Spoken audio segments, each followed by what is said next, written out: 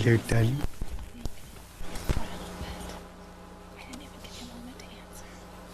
Huh? Nothing. What are you doing? I know. I'm not going to look like... Like him. They're asking if you can do without the cigarette. I will. I'll put it out when we go. Okay. Close your eyes. Is that a rhetorical question? Suddenly I'm the enemy. No, you're not. You're lovely. Okay, we Lovely are rolling dear. and recording. Okay. So I've got an intro. I'll do a Absolutely quiet, little folks. intro. Okay, now. Yeah, my places. This one? Yeah, I'll tell you when. All right.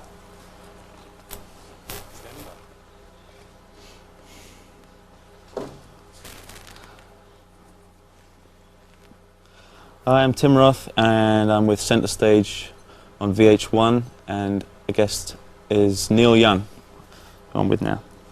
So this is a new thing. This is this interview thing. So. All right then. You talk about Harvest Moon as a sequel. It's 20 years later to Harvest, and was that intentional, or did you just after you'd written it, did you realise it was as a sequel? Or? Well, kind of after I got started on it, I'd done about 7 or 8 songs, and I took them in and played them for Lenny Warnaker at Warner Brothers, and I said, this sounds like it's a sequel to Harvest to me, and that's where that came from. I think that was the start of it. I think I actually said it myself. But when I actually started doing the songs, when I started playing them, I wasn't thinking of that particularly. I was just thinking of doing these songs that I wrote, and I got the musicians to play them, and they turned out they were the right ones for the song, and also were the same ones I used on Harvest. So it's secondary. It's yeah, not. Yeah. I didn't. I wasn't making like Godfather 2 or something. Or 3. Or 3, right? And was it intentional to bring back the same musicians? Was that? Well, I think in the first place it was great to get them back together when I realized I thought they were the best ones for the songs. The songs kind of tell a story, you know. The songs make me do what I do. I write a song and that song tells me what to do with it. I mean, it doesn't work like I'm in control of it. So do you if you're writing a script, for example? Oh, I was having fun there. Everything's going well. We just picked up audio buzz in like the last 15 seconds. So Right. we're going to do a brief... Right. So you'll get all the juicy stuff when the cameras aren't rolling, and then we'll be back to Was it? Never fails. Who is buzzing? They were getting, it sounded fine in audio, but in the showroom, they were getting some kind No, of... I know, but which one of us was buzzing? Oh, it's his fault. It's always me, right? It's Einstein's fault. The line. I think We're rolling again, folks. I think of it as more of an honor. Stand by, please. Oh, where was I? Hang on. We've done that, right? Tell me when. Yeah, I'm ready.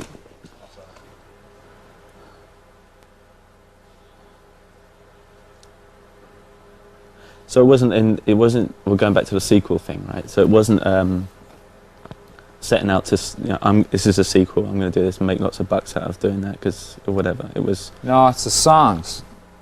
It's the songs. I mean, it sounds, they tell me what to do. I write the song, and then it was better the first time we talked about it, wasn't it? Yeah, it was. It was a lot better. We've had a cut, actually, Yeah. because he was buzzing. So. I had a And buzz. we had really good conversation off camera. All right, this is about lyrical references between the 2 albums and themes and instrumentation of the songs and stuff. Is there like a really strong connection between Yeah, the after 2 a for you? while we were playing, we discovered things, connections here and there. And actually we had to tone it down.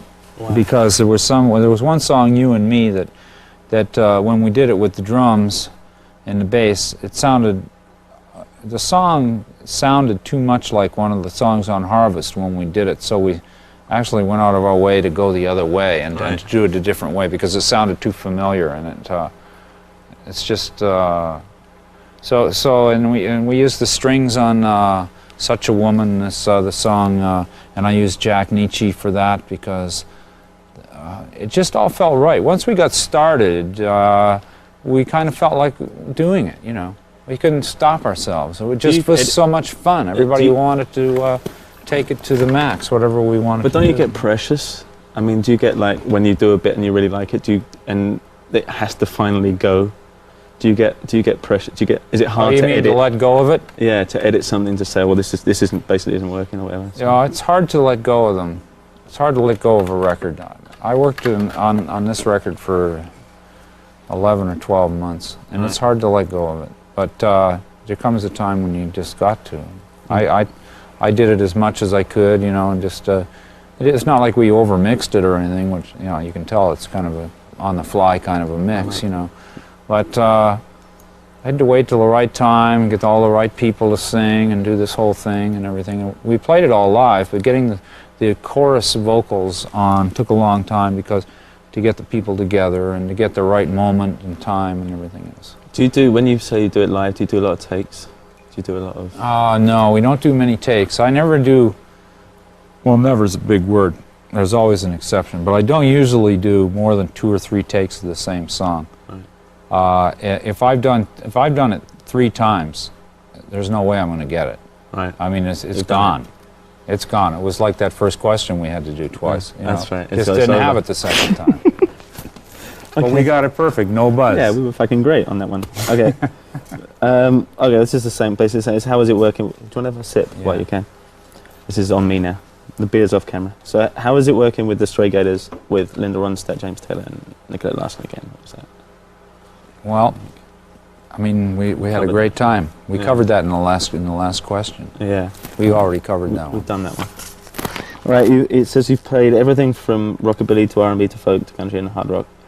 So what inspired you to change your musical styles all the time? Why do you keep changing? Well, you know, it's always a different reason. But I think what happened is during the 80s, I think that's when I got this reputation for changing all the time. Because during the 70s, I never had this reputation.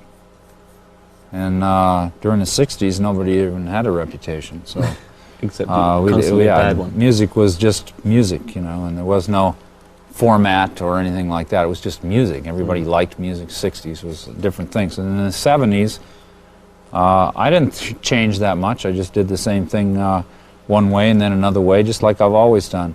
But in the 80s, it got into a period that where I was on Geffen Records, and things were the chemistry wasn't right. There was something straining the situation, and somehow through that period of with my own life and just the way life is, you know, I felt like why continue? I couldn't get into doing what I had been doing. Couldn't get into a lot of things that formerly I could get into. They just seemed like they were old. So I started branching out and experimenting and trying different things in a way to kind of be there without being there. Kind of an interesting thing. It was like it's a concept. kind of it's like it was more like disguise than it was style or something. You don't have to talk about your kids if you don't want to, but this is for me because I've got a kid, and I read about your that you have 2 children with cerebral palsy. Yeah. You went through that program, which sounded like a fascistic almost. One program. of them, yeah. Our youngest boy, Ben. We went through this program with him, which was a tough program that we went through for about 18 months, and that was a rough time. And did that, because you came out with an album, I can't remember, with the one where it's almost about communication difficulties. Trans. Yeah, since my son couldn't communicate with me and we couldn't communicate very well with him, we were trying to figure it out. I did an album where you couldn't understand me. Right. That makes and complete it was sense kind to of me. lost on the world, you know, like what am I doing singing through a machine? But to me, it made sense, and so that's really what the bottom line is, you know. So that is going to be like where you're talking about how your music will change. It's inadvertent, really. Right. It has to do with life. You know, there's no, you know, that's the thing. A lot of the questions people ask me today, they show me that people think about musicians, and they think that musicians make music as a means to an end, like they have a goal in mind, like they're ambitious to get here or there or sell this or sell that. And I think really a lot of the musicians, you know, are kind of being trained that that's what's expected of them, is to perform in a certain market. Do you think that's a seeking of fame thing? Do you think that Well, that's you know, I guess so. But I know there's not all musicians are like this, and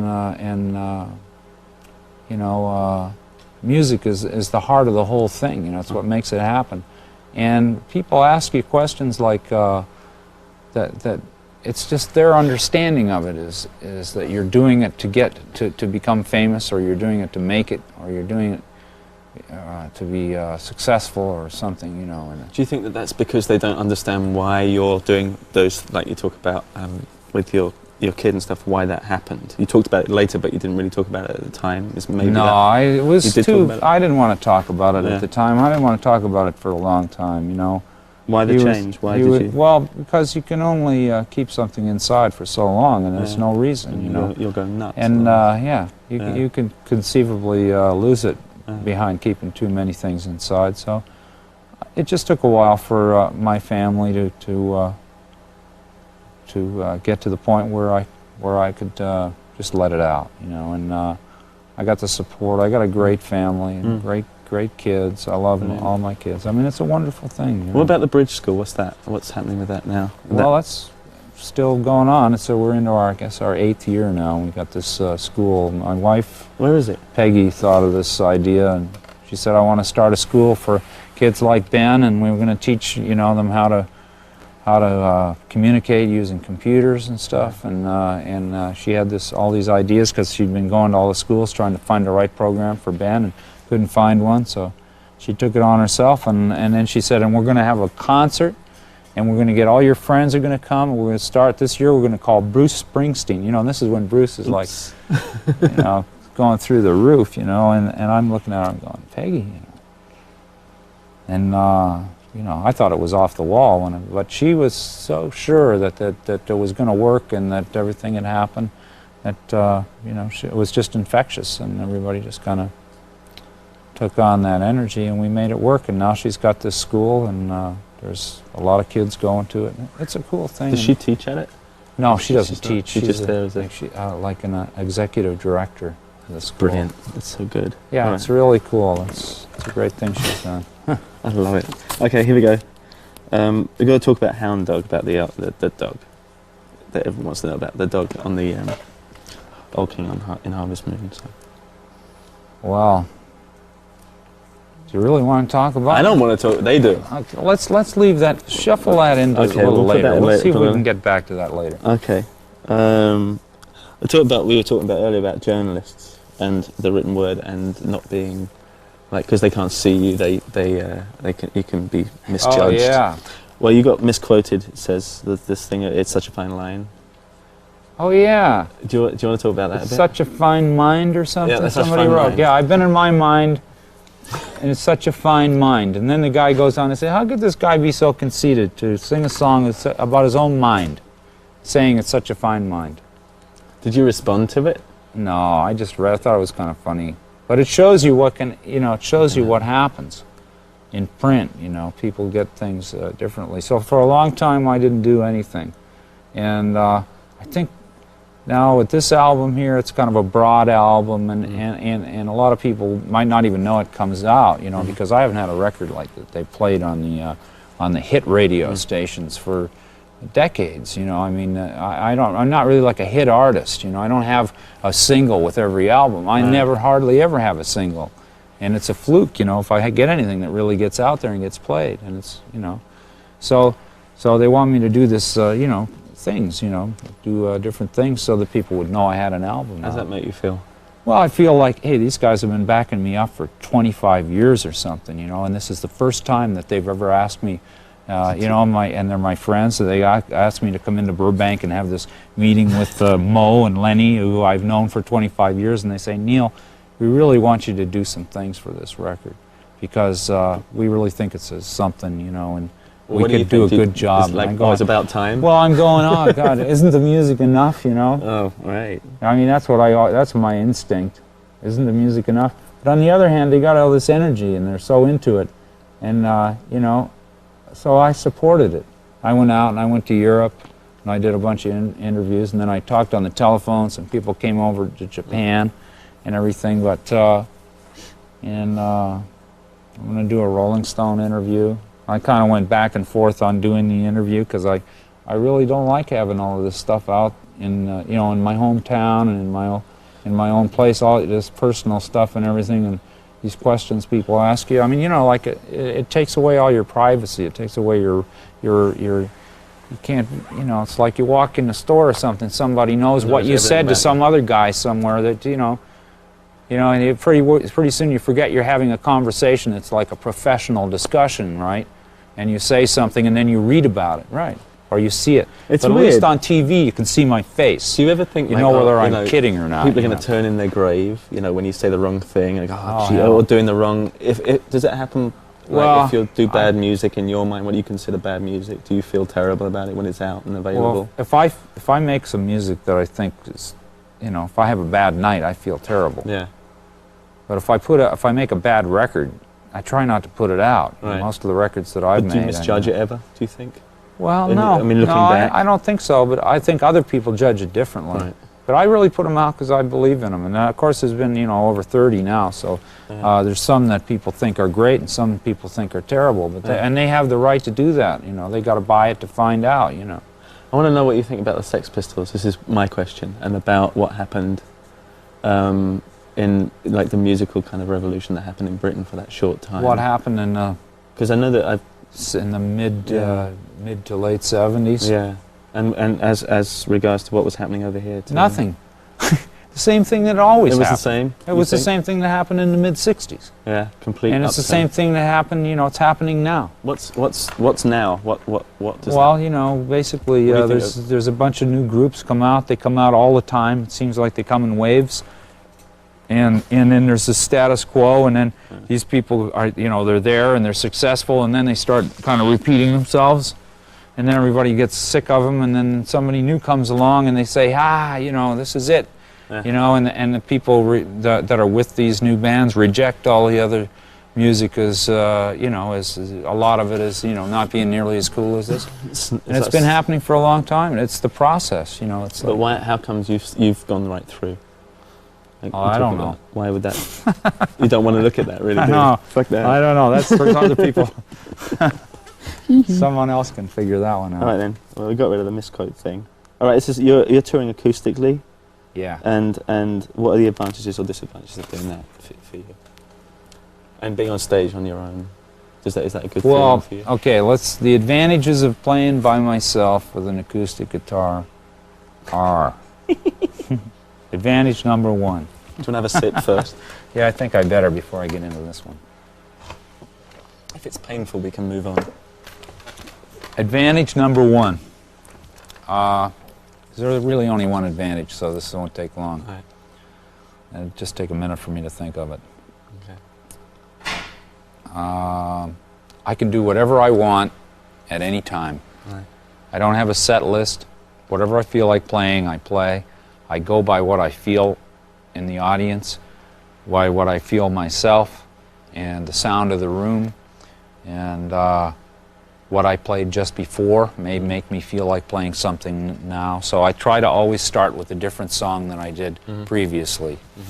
So it's like, the night before I'll start with 2 or 3 songs, and then the next night I'll start with 2 or 3 different songs, and it takes me off on a different trip. So to do that with a band is like almost impossible, because no band can know all of the songs and play all the different styles. If I play my songs with bands, then the styles become more important.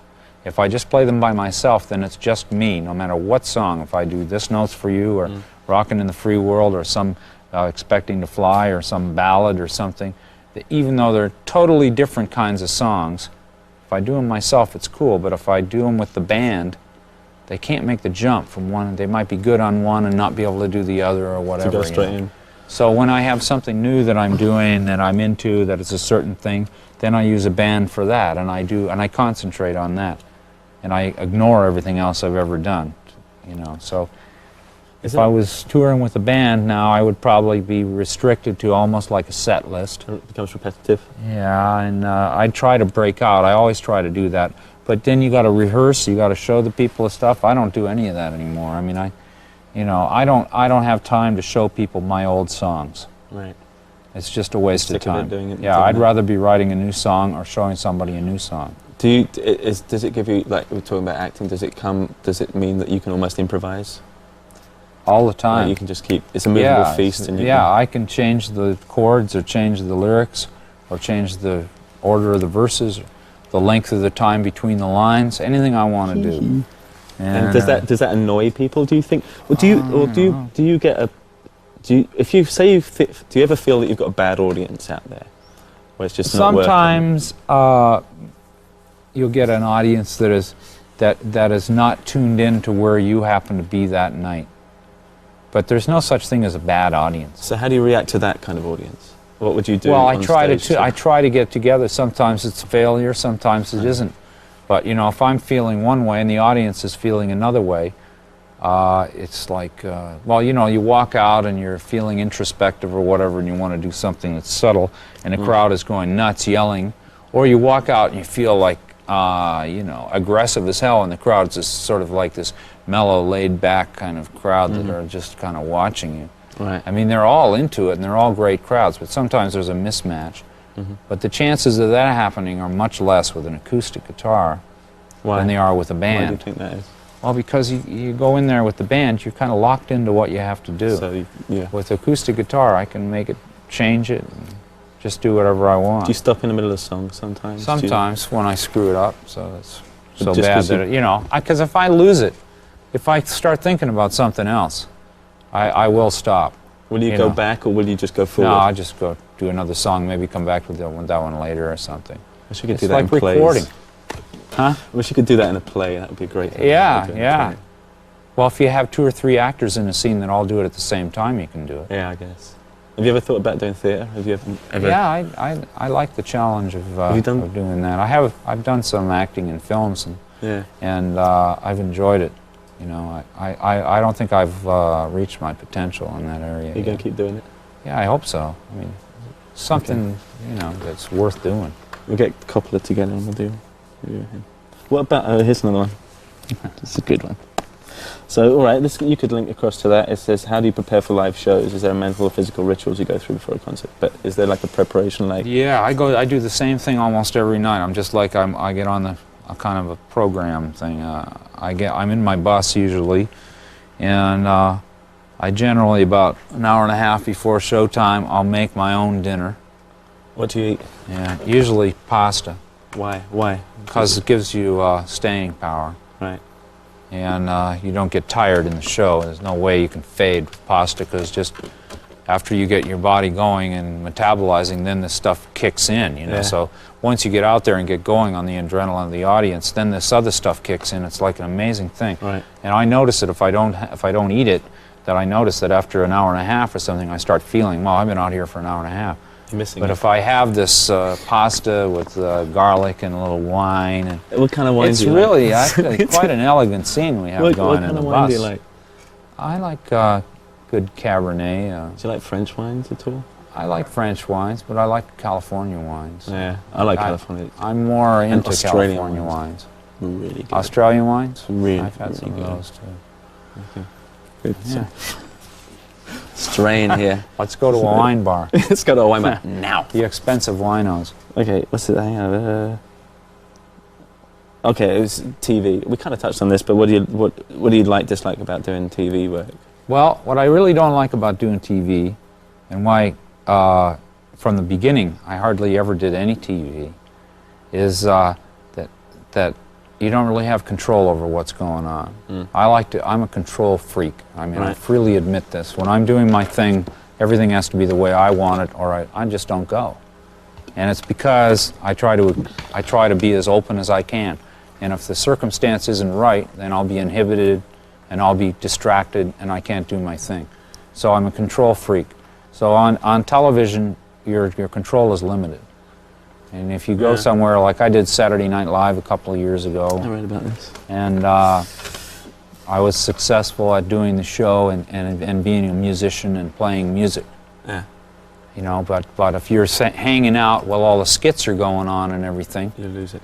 you become part of the show. Then the song becomes secondary, and you're not being true to the music. Because really, I'm a musician. I'm not like an entertainer, or a comedian.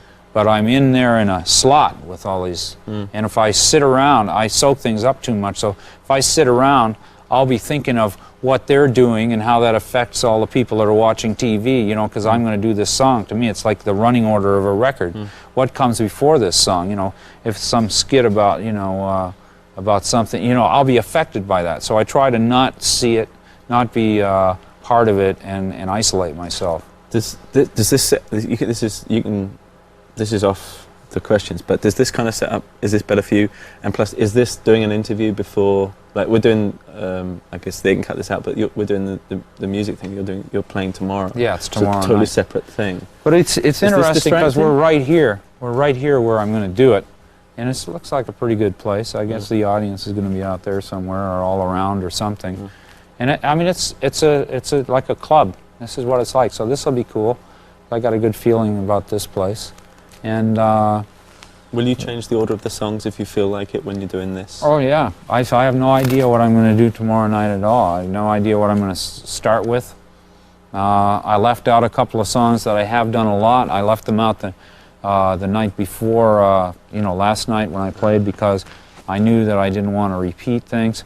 I'm also aware that some people from VH1 were there when I was playing the two shows, so I know what I've done during those shows, and I don't like to repeat too much of what I've already done. I have a consciousness about trying not to repeat myself. There's songs that are, you know, if I can ignore it and not think about it, I'm fine. Okay. When you start thinking about what you're doing and everything, you're screwed. So the main thing is, if people are around that have seen me before, and I know they're in the hall now, then I can feel them comparing my performance to what I did already.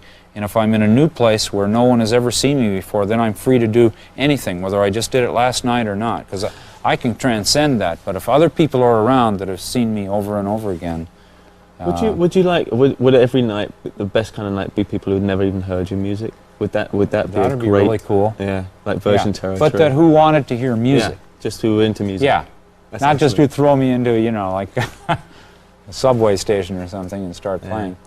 Okay.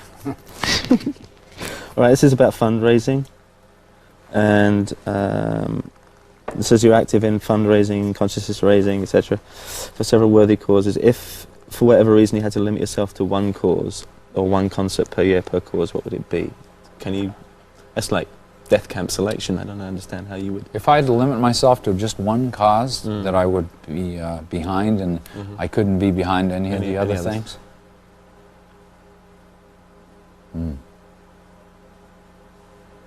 Boy, I don't know. What about the school? Would that be? That would be one of them. Because it's your family. It's hard to even conceive of being limited. Yeah. I try not to think about that. It's kind of strange because it's governments that limit you, and that's why you have to do it. The government actually should be funding all these things. I don't understand. Strange. Well, you never know. There's so many things can happen with governments and taxes and. What do you think about what's happened here? You don't have to say anything. Well, I hope that they have a good deal. I hope Clinton does a good job. Yeah. I mean, it's nice to see somebody around that shares some of the views that on important idealistic issues of my generation. Okay. What's your favorite aspect of playing live? Do you find it to be more fulfilling than songwriting or recording? Let me read that. Yeah, read that one. I mean, it's a... No, it's all the same. Playing live, songwriting, and recording. It's all the same. You're still trying to get it. It's like saying, what's the best, theatre or film? Yeah, you can't. It's not... Okay, let's scrap that one. We don't like that one. Okay. After touring for almost 3 decades, how do you manage to keep your material fresh? Well... You can have a sip of beer before you. Yeah, I don't know how. I try to do different songs. You know, if they get stale, I don't do them. You kind of covered that. Yeah. Some people may not think it's fresh too. You know, it's all a matter of opinion. You know. But in your opinion, I guess, is what my opinion. Some songs, it's funny. I'll do them, and I'll go to myself halfway through the song. I'll start thinking or something, and I'll go, I shouldn't be doing this song or something. And then generally I'll stop. But, you know, I just try not to do songs that I've done too much. Do you ever start a song and really not enjoy it and just plow on through? Do Not very often. you feel awful if you do? Yeah. Yeah. It's kind of like a, Yeah. Okay. It's a bad scene. That's a real bad scene. That's the lowest. Yeah, it is. The music it makes you cannot feel like a shit. Music cannot get much lower than when you're standing up there playing and you don't want to be there, or you don't want to play, or you think something's so bad about the way you're into it that you're not into it. That doesn't happen very often. Do you think you're behaving selfishly, or is it just how you operate? No, I don't think of it as being selfish. It's just what you are. That's how I feel. Yeah. Good. So it's completely independent. When you're touring, your audience is very important to you. Why? Well, without them, it wouldn't be a tour. Okay. Thank you.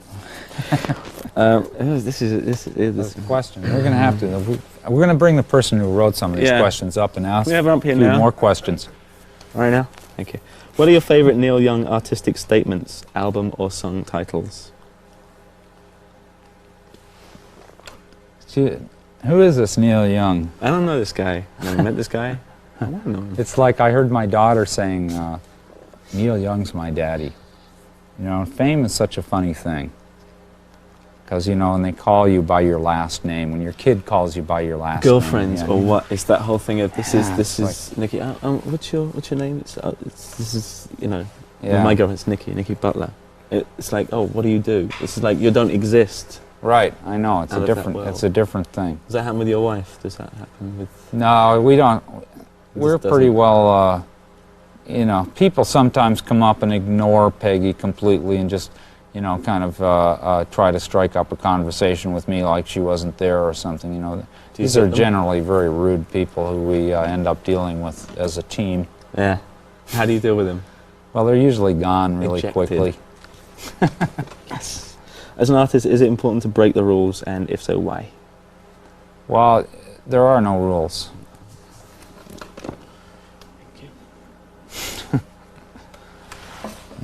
Yeah. Okay. This is a good one. All right. You've said it's better to burn out than fade away. And what's an artistic burnout in your mind? What would that be? What would an artistic burnout be? Well, you know, that line, I've never been, that's a line that everybody asks me about. Why did I say that, you know? That's what it's all about. That says it, that line says, you can't explain the line. It's like Bob Dylan says, you know, songs are like thoughts. And once you start explaining the thought, it's not a thought anymore, it's become a paragraph. Okay. You know?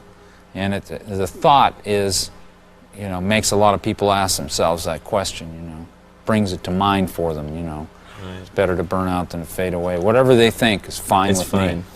And is that why you have a kind of a wariness of the media? Is that they analyze, and once it's said, it's out there?